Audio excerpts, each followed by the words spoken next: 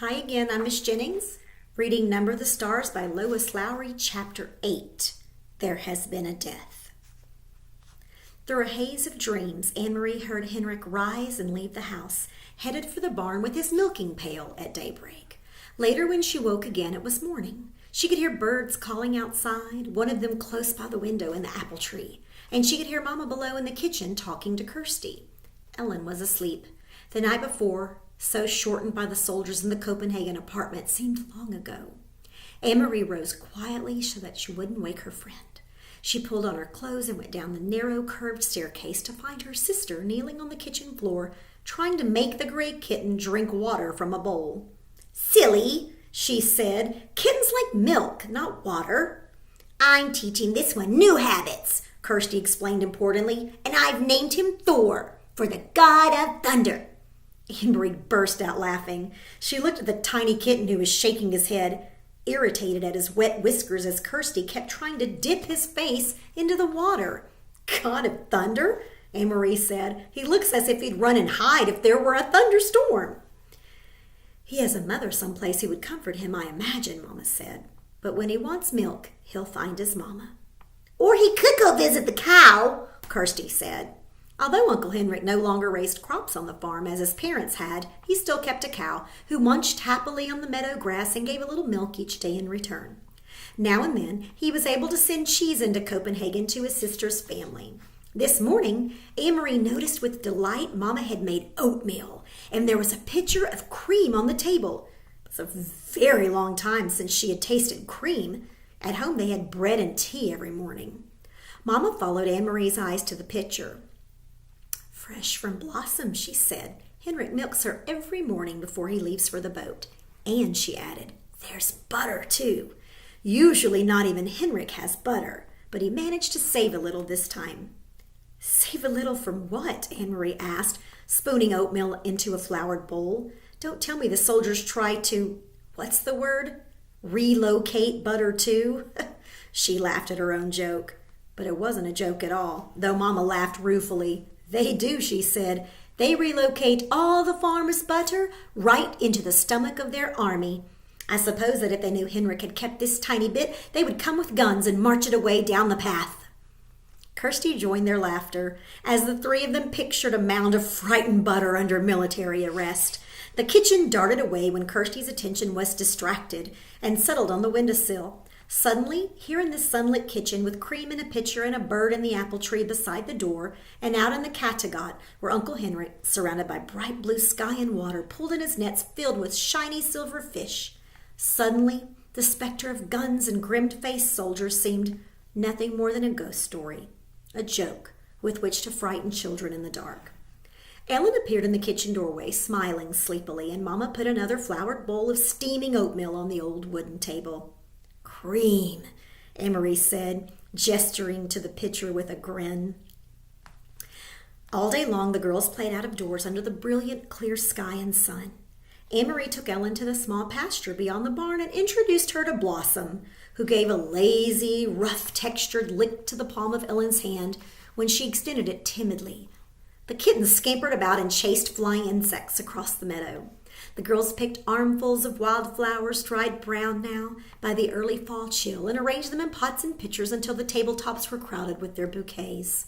Inside the house, Mama scrubbed and dusted, tisking at Uncle Henrik's untidy housekeeping. She took the rugs out to the clothesline and beat them with a stick, scattering dust into the air. "He needs a wife," she said, shaking her head, and attacked the old wooden floors with a broom while the rugs aired. "Just look at this," she said, opening the door to the little-used, formal living room with its old-fashioned furniture. "He never dusts." And she picked up her cleaning rags. "And Kirsty," she added, "the god of thunder made a very small rain shower in the corner of the kitchen floor. Keep an eye on him."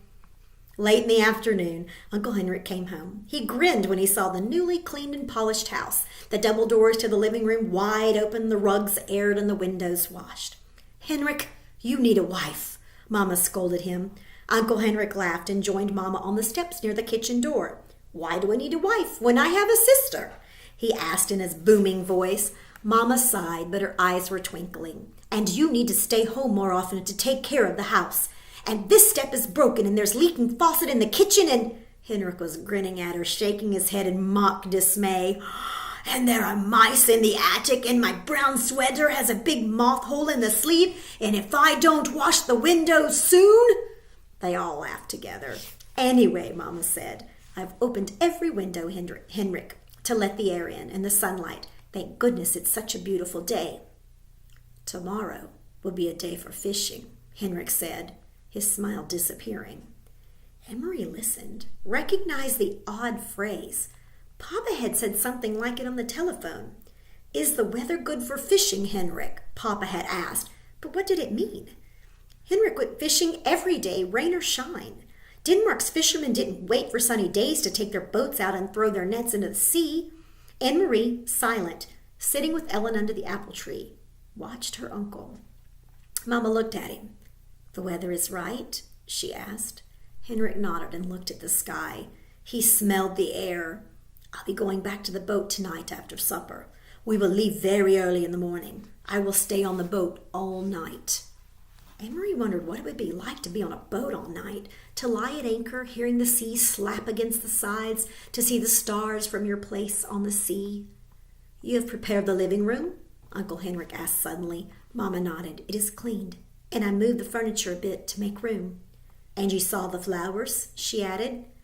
I hadn't thought of that, but the girls picked dried flowers from the meadow. Prepare the living room for what? Anne-Marie asked. Why did you move the furniture? Mama looked at Uncle Henrik. He had reached down for the kitten, scampering past, and now held it against his chest and scratched his chin gently. It arched its small back with pleasure. Well, girls, he said, it is a sad event, but not too sad, really, because she was very, very old. There has been a death, and tonight your great-aunt Bertie will be resting in the living room in her casket before she is buried tomorrow. It is the old custom, you know, for the dead to rest at home and their loved ones to be with them before burial. Kirsty was listening with a fascinated look. Right here? She asked. A dead person? Right here? Anne-Marie said nothing. She was confused. This was the first she'd heard of a death in the family. No one had called Copenhagen to say that there had been a death. No one had seemed sad. And, most puzzling of all, she had never heard the name before. Great Aunt Bertie? Surely she would have known if she had a relative by that name. Kirsty might not. Kirsty was little and didn't pay attention to such things. But Anne-Marie did. She had always been fascinated by her mother's stories of her own childhood. She remembered the names of all the cousins, the great aunts and uncles who had been a tease, who had been a grouch, who had been such a scold that her husband had finally moved away to a different house, though they continued to have dinner together every night. Such wonderful, interesting stories filled the colorful personalities of her mother's family. And Anne-Marie was quite certain, though she said nothing. There was no great Aunt Bertie. She didn't exist.